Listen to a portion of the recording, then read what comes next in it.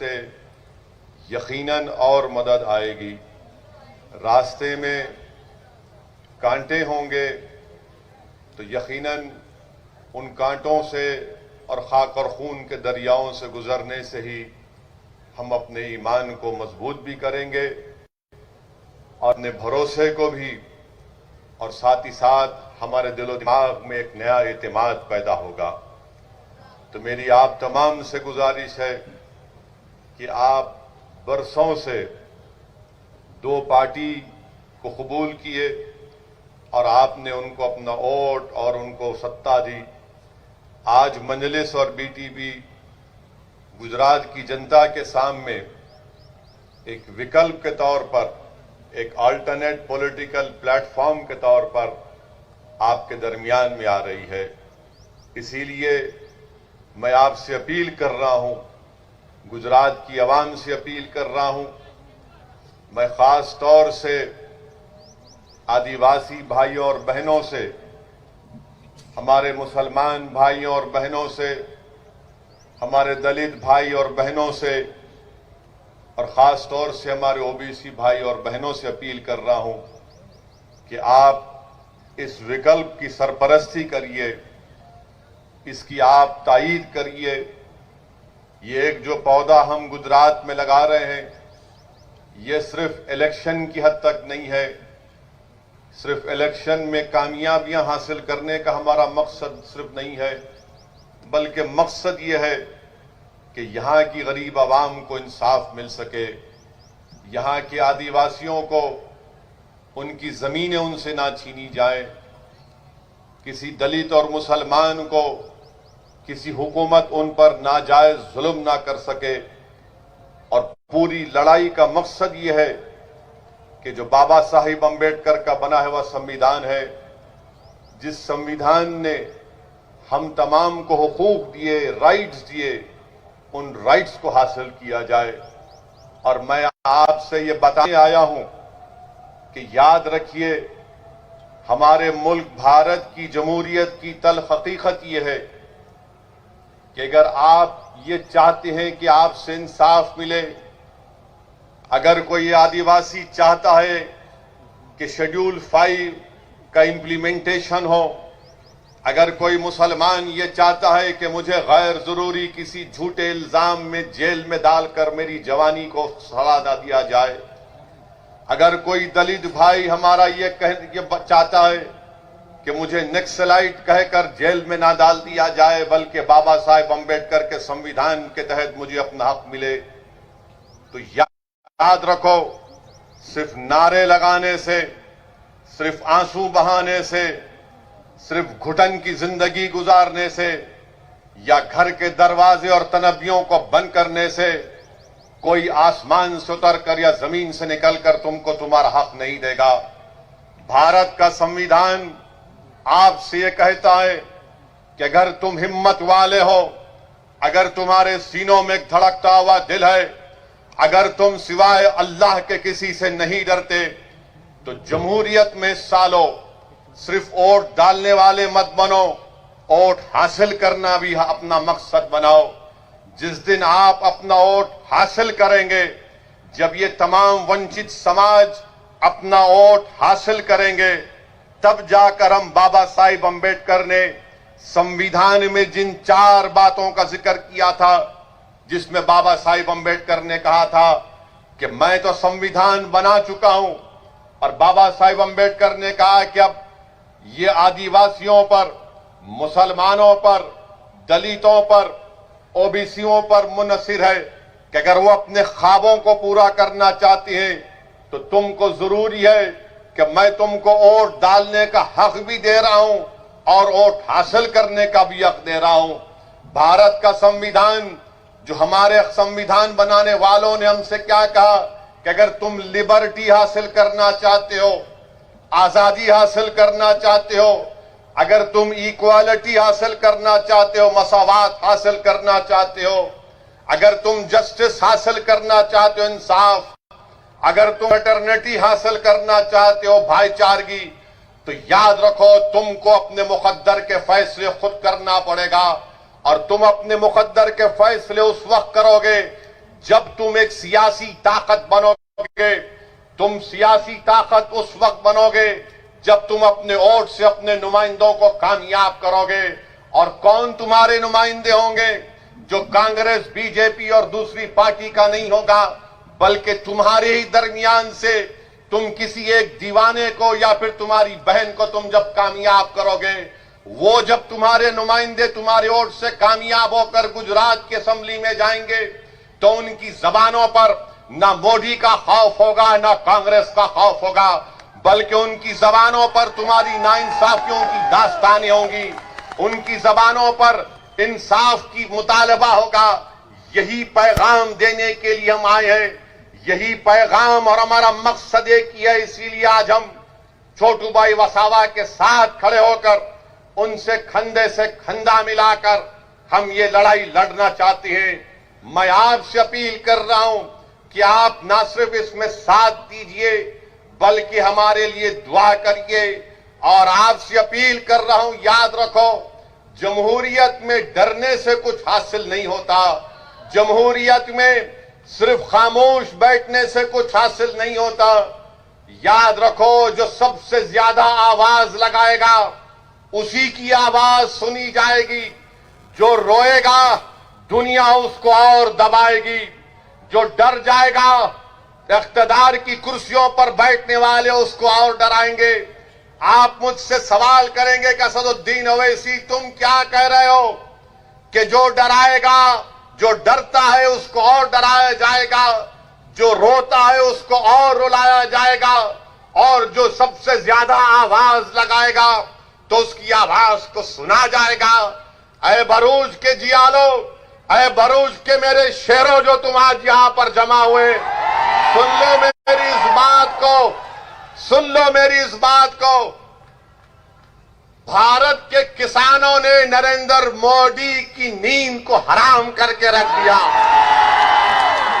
वो किसान निकल कर आए, वो किसान निकल कर आए, हजारों की तादाद में निकल कर आए, नारे लगाए, दिल्ली को अपना ट्रैक्टर लेकर आया। तो भारतीय जनता पार्टी जिसके पास 300 एमपी है, आज वो परेशान है, टाई टाई उनकी हो रही है कि कैसे किसानों से मुकाबला किया जाए। वही इत्तेहाद के मजाहरे, वही जमहूरियत के मजाहरे आपको गुजरात में करना पड़ेगा, क्योंकि नरेंद्र मोदी, बीजेपी जानती है कि संसद में, विधानसभा में इनके पास इतनी ताकत है कि जो लोग चुन कर जाते हैं वो गूंगे बन जाते हैं, जिनको वोट डालकर भिजाया जाता है वो अंधे हो जाते हैं, बहरे हो जाते हैं। इसीलिए जमहूरियत आपसे मुतालबा कर रही है। अंबेडकर का संविधान तुमसे कह रहा है कि अगर तुम जिंदा कौम हो तो हरकत करो, हरकत में बरकत है। तुम्हारी खामोशी दुनिया को पैगाम दे देगी कि तुम जिंदा कौम नहीं हो। जिंदा कौम का मतलब यह है कि जिंदगी का सबूत देना है। मैं हमारे आदिवासी भाइयों से कहना चाहूंगा कि भारत के संविधान में जयपाल सिंह मुंडा ने जो कुर्बानियां दी हम उनको सलाम करते हैं। यही जयपाल सिंह मुंडा थे जिन्होंने आदिवासियों के लिए शेड्यूल 5 का जिक्र संविधान में किया था। मेरे अजीज दोस्तों और बुजुर्गों, ये हमारी लड़ाई हमारी बका की लड़ाई है। ये हमारी लड़ाई हमारे संविधान को बचाने की लड़ाई है। हमारी लड़ाई इस मुल्क में अमन को मजबूत करने की लड़ाई है। मैं आज के जलसे से उस अजीम आदिवासी constituent assembly debate constituent assembly के रुकन जयपाल सिंह मुंडा को भी सलाम करता हूं कि इन बुजुर्गों ने हमको, हमारी आने वाली नस्लों के लिए ये सोचकर शेड्यूल 5 का इनकॉर्पोरेशन भारत के संविधान में किया था। मैं आज के जलसे में मोहतरम जनाब अहमद पटेल साहब को भी खराज अकीदत पेश करना चाहूंगा। ये उनकी सरजमीन है। यहीं से अहमद भाई निकलकर दिल्ली गए और कांग्रेस पार्टी के ऊंचाइयों तक पहुंचे। मैं अल्लाह से दुआ करता हूं कि अल्लाह सुब्हानहू व तआला अहमद पटेल साहब की मग़फ़िरत फरमाए, अल्लाह उनकी खबर को नूर से भरे, अल्लाह उनके अफराद खानदान को सब्र जमील अता फरमाए। मैं यकीनन अहमद पटेल साहब से मेरे ताल्लुकात थे, मुखालिफत भी मैं उनकी करता था, मगर एक नेक आदमी थे और यकीनन उन्होंने बहुत कुछ किया है और मुझे यकीन है कि अल्लाह उनको उसका अजर आखिरत में भी देगा, उनकी खबर में भी देगा। और मेरी दुआ है कि अल्लाह सुब्हानहू व तआला उनके फर्जन को उनका नेक ने में बदल बना दे, अल्लाह उनकी कुर्बानियों को रायगा जाने ना दे। मेरे अजीज दोस्तों और बुजुर्गों, एक और अहम बात जिसकी तरफ मैं आपकी तवज्जो चाहता हूं, अभी हमने आपके सामने कहा कि शेड्यूल 5 जो कॉन्स्टिट्यूशन में है, संविधान में, उसका इंप्लीमेंटेशन नहीं होता है। मैं भरूच के और गुजरात के मुसलमानों से और गुजरात के उन जनता से जो अंबेडकर के संविधान की खूबसूरती और ताकत को समझते हैं, गुजरात में एक कानून है जिसका नाम है डिस्टर्ब्ड एरियाज एक्ट, जिसमें कोई अपना घर कलेक्टर से इजाजत लिए बगैर नहीं बेच सकता है ना कानून ये। अब आप ये देख लो, मैंने क्या कहा था आपसे कि हम छोटू भाई वसावा साहब के साथ मिलकर लड़ाई लड़ना चाहते हैं। एक तरफ आदिवासी कह रहा है कि शेड्यूल 5 का इंप्लीमेंटेशन हो, तो कहा जाता है कि नहीं इंप्लीमेंटेशन करेंगे, बीजेपी की सरकार कहती है। दूसरी तरफ अंबेडकर का बना हुआ संविधान कहता है कि गुजरात में डिस्टर्ब्ड एरियाज एक्ट संविधान के खिलाफ है, इसको हटाओ। तो बीजेपी कहती है हम इसको नहीं हटाएंगे। मैं अपना घर और दुकान नहीं बेच सकता हूं और तुम वहां पर शेड्यूल 5 का प्रोटेक्शन आदिवासियों को नहीं दोगे, उनकी जमीनों पर कब्जा करोगे। 121 गांवों को इको सेंसिटिव आपने करार दे दिया, पानी आपने निकाला हमारी जमीनों को लेकर और आदिवासी गांव तक पीने का पानी मुहैया नहीं किया जाता। तो आखिर कौन सा सबका साथ, सबका विकास, सबका विश्वास की बात बीजेपी कर रही है? ना शेड्यूल 5 का इंप्लीमेंटेशन होता है, ना डिस्टर्ब एरियाज एक्ट निकाला जाता है जो भारत के संविधान के पूरा खिलाफ है।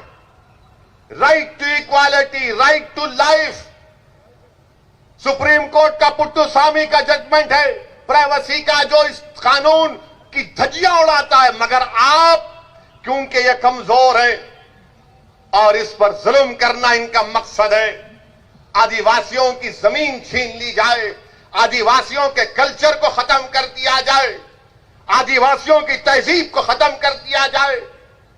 क्या ये बात सच नहीं है? बताओ आरएसएस वालों कि भारत में अगर सबसे ज्यादा डिस्प्लेसमेंट किसी का हुआ है तो आदिवासियों का हुआ है। क्या आईआईटी रुड़की की स्टडी नहीं है कि इस मुल्क में 2 करोड़ 40 लाख लोगों का डिस्प्लेसमेंट हुआ डैम के नाम पर, रिवर के नाम पर, उसमें 60% से ज्यादा तो आदिवासी है। आईआईटी रुड़की की स्टडी है। उसके बावजूद भी आप शेड्यूल 5 का इंप्लीमेंटेशन नहीं करते। स्टैच्यू ऑफ यूनिटी बनाया आपने, मगर क्या आदिवासियों की यूनिटी को डिसयूनिटी में तब्दील कर देंगे आप? ये कौन सी यूनिटी है कि मेरी जमीन को छीनकर, मेरे को पानी नहीं पहुंचाकर, मेरी तहजीब को खत्म करके आप क्या पैगाम देना चाह रहे? मगर मैं गुजरात के मुसलमानों को पैगाम दे रहा हूं, मैं आपको पैगाम दे रहा हूं कि सीखो आदिवासियों से कि बीजेपी की हुकूमत 25-26 साल से इस सरजमीन पर, यहां पर बरसों से आरएसएस ने अपना काम किया, मगर उसके बावजूद भी मैं छोटू भाई वसावा साहब आपको सलाम करता हूं कि आपकी और आपके समाज ने आपके 2 एमएलए को जिताया यहां पर। ये इनको कामयाब किया, बीजेपी को, हमारे महेश भाई को और उनके साथियों को। इन आदिवासियों ने हमको पैगाम दिया मुसलमानों को कि देखो हमारी जमीनें छीन ली गई, हमारे जमीन के अंदर जो सोना है, कोयला है, उससे महरूम कर दिया गया। मगर हम ना उम्मीद नहीं हुए। हमने छोटू भाई को अपना नेता माना, अपना बड़ा माना और हमारी लड़ाई के लिए उनको अहमदाबाद में भिजाया, क्योंकि हम ये मानते हैं, आदिवासी जानता है कि उनकी लड़ाई अगर कोई लड़ सकता है तो बीजेपी कांग्रेस वाला नहीं लड़ सकता। उनकी लड़ाई अगर कोई लड़ सकता है तो उन्हीं के दरमियान का छोटू भाई वसावा लड़ सकता है। मेरे अजीज दोस्तों और बुजुर्गों, ये हमको सीखने की जरूरत है। यकीनन मेरे इस जुमले से बहुत से लोगों को तकलीफ होगी, मगर मेरा मकसद यह है कि सच्चाई को बयान किया जाए और आपके दिलों में एक जोश को पैदा किया जाए, एक फिक्र दिया जाए आपको, ताकि जब आप यहां से उठकर जाएंगे तो एक पैगाम और फिक्र लेकर जाए। मेरे अजीज दोस्तों और बुजुर्गों, मैं छोटू भाई वसा साहब के घर पर आज हम निकलने से पहले हमको मीडिया के लोग आते हैं। माशाअल्लाह से पूरे भारत में अगर कोई बदनाम है तो ये दीवाना आपके सामने जो खड़ा हुआ। मीडिया के लोगों को लगता है कि इस दाढ़ी वाले का सर पे जिसकी टोपी है उसका इंटरव्यू लेंगे तो उनका टीआरपी बढ़ता है। हमको भी कोई फिक्र की बात नहीं है, वो भी अपना काम, हम भी अपना काम करते हैं। मगर हमसे आज एक अजीब सवाल किया गया। हमसे टीवी चैनल के एक मोअज़्ज़िज़ जर्नलिस्ट ने हमसे सवाल किया कि असदुद्दीन ओवैसी साहब, आप मोदी और अमित शाह के गुजरात में क्यों आए हैं? महेश भाई आप सुने ना, आप थे, सुने। तो मैंने कहा यह सवाल आपका गलत है। गुजरात भारत का हिस्सा है, मैं भारत का एक बाशिंदा हूं, बाइज्जत बाशिंदा हूं, अव्वल दर्जे का सिटीजन हूं और मैं भारत में किसी भी कोने में जा सकता हूं। मैं और कुछ भी कहना चाहता था मगर नहीं कहा, इसलिए कि आपके दरमियान में उसका जवाब देना चाहता था। मैं हमारे वो मीडिया के लोग जिनके दिमागों में ये बात बैठ चुकी है कि ये गुजरात मोदी और अमित शाह का है, ये आपकी गलत सोच है, ये आपकी गलत सोच है, आपकी अनपढ़ सोच है, आप नहीं जानते। मैं तो ये समझता हूं और मानता हूं ये गुजरात गांधी का गुजरात है। ये गुजरात गांधी का गुजरात है और गांधी का गुजरात ही रहेगा, क्योंकि अमित शाह और मोदी गांधी से बड़े नहीं है, ना कभी होंगे इंशाअल्लाह। ये गांधी का गुजरात है और गांधी का गुजरात रहेगा। ये वो गुजरात है जहां की जनता ने अपनी दिमागी काबिलियत की बुनियाद पर, अपनी मेहनत की बुनियाद पर इस भारत को मजबूत किया। ये उन लोगों का गुजरात है। ये गुजरात छोटू भाई वसावा का गुजरात है। ये गुजरात छोटू भाई वसावा का है। मगर अगर हर कोई ये कहेगा कि नहीं ये मोदी और अमित शाह का गुजरात हो गया, हां यहां से गए जरूर, बहुत से आएंगे चले जाएंगे, मगर गुजरात की पहचान तो गांधी से होगी ना। गुजरात की पहचान यहां के आदिवासियों से होगी। गुजरात की पहचान यहां की तहजीब और तमद्दुन से होगी। गुजरात की पहचान उन लोगों से नहीं हो सकती जो आजादी के बाद आए और आकर थोड़ा बहुत सियासत में काम किया। उनको जनता ने उनको वहां दिल्ली पहुंचा दिया। मगर मीडिया के लोगों, वो पूरा नहीं, थोड़े लोग, जरा हिस्ट्री पढ़ लो और कभी भी सवाल करने से पहले, खास तौर से मुझसे जब सवाल करेंगे एहतियात से। हम अच्छों को नहीं छोड़ते, क्योंकि मैं किसी के घर में मेहमान था, इसीलिए जरा अपनी खराब जबान को रोक लिया, वरना मैं जबान का बड़ा गंदा, जिसलिए कहते ना कि ये हेट स्पीच देता, जहां जाता हेट स्पीच देता। मैं कभी भी ये नहीं कहा, ना मैं किसी मजहब के खिलाफ था, ना हूं और ना कभी रहूंगा इंशाअल्लाह ताला। मेरी लड़ाई भारत के संविधान में जो हमको हक दिया गया, उन हक हुकूक को हासिल करना है, और वही लड़ाई उस वक्त कामयाब होगी जब आप साथ देंगे। साबिर काबुली वाला, असदुद्दीन ओवैसी गुजरात को अपनी अना की तस्कीन के लिए नहीं आए।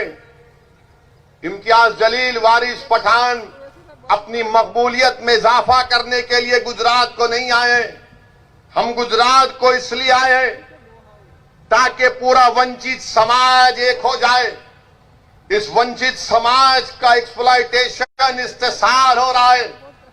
मैं गुजरात को इसलिए आया हूं कि तुम्हारे दरमियान में मुझसे ज्यादा काबिल किसी को अल्लाह लीडर बना दे, जो सच्चाई के साथ गुजरात की विधानसभा के में जाकर गुजरात की विधानसभा के दरों दीवारों को इंसाफ का नाम लेकर उन दीवारों को हिला कर रख दे। ये मेरा मकसद है, ये हमारा पैगाम है। इसीलिए मेरे अजीज दोस्तों और बुजुर्गों, मुत्तहिद रहिए और मजलिस और छोटू भाई वसावा की बीटीपी पार्टी का साथ दीजिए। हमारा मकसद एक ही है कि ये जो दो पार्टियां गुजरात में चल रही हैं, ये मामू भतीजे की पार्टी है, कांग्रेस बीजेपी। ये मामू भतीजे हैं। तू मेरी पीठ खुजा, मैं तेरी पीठ खुजाता हूं। ये कांग्रेस वाले, अब मीडिया हमसे एक बार सवाल किए कि कोई आपको बोलता बी टीम है, आप फुला करते। मेरे भाई, आप जानते हैं मुझसे बेहतर कि पिछले विधानसभा के चुनाव में कांग्रेस के जितने विधायक जीते थे, उसमें से 12 बीजेपी में भाग गए। मेरे से पूछ के गए थे, या छोटू भाई वसावा के पास बैठकर बातचीत करके गए थे। ये तो मोदी अमित शाह से पहले से मिले हुए थे। ये इनका अंदर का रिश्ता है, इनका अंदर का कनेक्शन है। कांग्रेस और बीजेपी ऐसा है ना कि 3G से 4G, ये दोनों उतना ही, ये कभी अलग नहीं हो सकते। याद रखो आप मेरी बात को। गुजरात की जनता को आज एक विकल्प की जरूरत है। उस विकल्प और जो एक पॉलिटिकल वैक्यूम है, उस पॉलिटिकल वैक्यूम को हम पूरा करना चाहते हैं। बहुत से मसाइल हैं मुसलमानों के, आदिवासी के, दलित भाई और बहनों के, ओबीसी समाज के, मगर याद रखिए, अगर हर कोई जीत कर रूलिंग पार्टी में जाकर कूद जाएगा तो उन गरीबों का कोई फायदा नहीं होगा। मैं आपको बता रहा हूं कि अगर कोई ये समझता है कि मैं एमएलए बन गया, मैं रूलिंग पार्टी के साथ चला जाऊंगा तो मेरा कोई फायदा हो जाएगा, नहीं होगा। क्यों नहीं होगा? उसकी मिसाल तुम्हारे सामने छोटू भाई वसावा है। 7 बार के एमएलए, कई बार इनको एनकाउंटर करने का ऑर्डर निकला, जेल की सलाखों में डाला गया, मगर मैं फिर से आदिवासियों को सलाम करता हूं कि उन्होंने दीवार की तरह, एक शीश पिलाई हुई दीवार की तरह अपने लीडर का साथ नहीं छोड़ा और कहा कि सत्ता की जरूरत नहीं है। छोटू भाई वसावा और महेश भाई, तुम जाओ असेंबली में जाकर हमारी लड़ाई लड़ो, हमारे दिलों में जो छुपा हुआ गम है उसको बयान करो, हमारे आंख में आंसू आने मत दो, हमारे बच्चों के हौसलों को बुलंद रखो।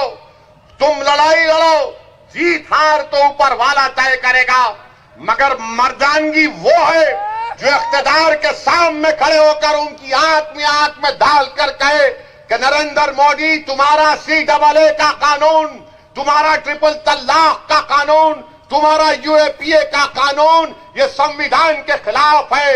हिम्मत और हौसला और हक को बयान करने का मकसद एक ही है ताकि तुमको पैगाम मिल जाए कि जब अगर कोई 2 एमपी भी हो और बीजेपी के 300 हो तो मोदी की हुकूमत के सामने सच्चाई को बयान करने के लिए जो काम गांधी ने किया था कि सफेद फार्म हुकूमत के उस गलत कानून को गांधी ने फाड़ा, तो तुम्हारा ये दीवाना बीजेपी के 300 एमपी के सामने सीडब्ल्यू कानून को फाड़ के रख दिया। ये काम करना है, मिनिस्टर बनना, गाड़ी पर टाई टाई लाल लाइट आ जाना, ये हमारा मकसद नहीं है। 70 साल से इन्हीं लोगों ने हमको धोखा दिया। तुम्हारा वोट लिया, दिल्ली गए, तुमको धोखा दिया। तुम्हारा वोट लिया, गुजरात की विधानसभा में गए, 2002 का फसाद हुआ तो गूंगे बनकर बैठे रहे। इसीलिए मेरे अजीज दोस्तों और बुजुर्गों, मेरी इज्जतदार मां और बहनों, इत्तेहाद को पैदा करिए। हां, इस बात को तैयार हो जाइए कि मेरे आज और छोटू भाई वसावा साहब के हमारे इस जलसे के बाद कल से तमाम के तमाम ये जितने दल्ले हैं,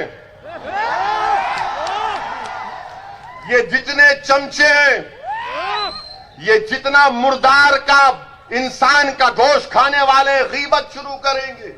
तो देखो वो भड़काऊ भाषण दिया था, वो ऐसा बोला था। अरे याद रखो, मेरी तकरीर में एक पॉइंट भी कोई संविधान के खिलाफ नहीं है, ना है ना रहेगा। मैं थोड़ा बहुत कानून जानता हूं और कानून का लिहाज करना ये मेरी जिम्मेदारी है। कानून की इज्जत करना ये हम तमाम की जिम्मेदारी है। और वही कानून हमसे कहता है कि जब तुम आवाम के दरमियान में जाओ तो सच्चाई को बयान करो, अल्फाज को चाप कर बयान मत करो। ये हमसे नहीं हो सकता, ना कभी हुआ है ना कभी होगा इंशाअल्लाह ताला। अहम बात जो आपके सामने रखना चाहूंगा मेरे अजीज दोस्तों और बुजुर्गों, मजलिस के ताल्लुक से हम बिहार का इलेक्शन लड़े तो जैसा हम बिहार में गए सब शुरू हो गए, बैंड बाजा पार्टी शुरू हो गई कि देखो ओवैसी आया है, मजलिस आई है और मजलिस वोट काटेगी। हम 20 कैंडिडेट लड़े, 20 में 5 हमारे कामयाब हुए। और कहां से कामयाब हुए बिहार में? सीमांचल की सरजमीन से। बिहार में सबसे पसमानदा इलाका, बल्कि पूरे भारत का अगर कोई पसमानदा इलाका है तो सीमांचल का इलाका है। वहां की गरीब जनता ने हमको आशीर्वाद किया, हमको अपनी मोहब्बतों से नवाजा और हमको कामयाब किया। जब मजलिस के मुखालिफ लोग सीमांचल में मजलिस के खिलाफ पैगाम और मुहिम चला रहे थे तो वहां पर हमारी मां और बहनों से मुलाकात की और कहा उन मुखालिफिन ने कि मां तू किसको वोट देगी? तो उस मां ने कहा पतंग छाप को वोट देंगे। बोले कौन पतंग छाप? तो उस मां ने कहा जिसके सर पे गोल टोपी है उसको वोट देंगे। तो उन मुखालिफिन ने कहा अरे वो तो सत्ता में नहीं आएगा। तो उस मां ने कहा सुनो इस बात को, उसीलिए तो उसको वोट दे रहे हो, उसको सत्ता से मोहब्बत नहीं, उसको इंसाफ के लिए लड़ना है, उसको हमारी आवाज बनना है। ये काम आपको करना है। आपने सबको मिनिस्टर बनाया, मंत्री बनाया, संतरी बनाया, ये तमाम के तमाम कंत्री निकले। अब आपको मर्दों को भी जाना है, बहादुर मां और बहनों को वोट डालकर भी जाना है, जिनकी जबानों पर तुम्हारी नाइंसाफियों की दास्तान हो, जिनकी सोच और फिक्र में तुम्हारी तरक्की हो, जिनका जीना और मरने का मकसद तुम्हारी लड़ाई लड़ना हो। इसीलिए मैं आपसे कह रहा हूं कि जिस तरह बिहार की जनता ने मजलिस के 5 उम्मीदवारों को कामयाब किया, मेरी आंखें वो दिन देख रही हैं इंशाअल्लाह ताला। हम छोटू भाई वसावा के साथ गुजरात में इंशाअल्लाह ताला अपनी एक सियासी हैसियत को बनाएंगे और एक ताकतवर हैसियत को बनाएंगे यहां पे इंशाअल्लाह ताला। मेरे अजीज दोस्तों और बुजुर्गों, 20 सीट 5 हम जीते, 9 पर कांग्रेस और आरजेडी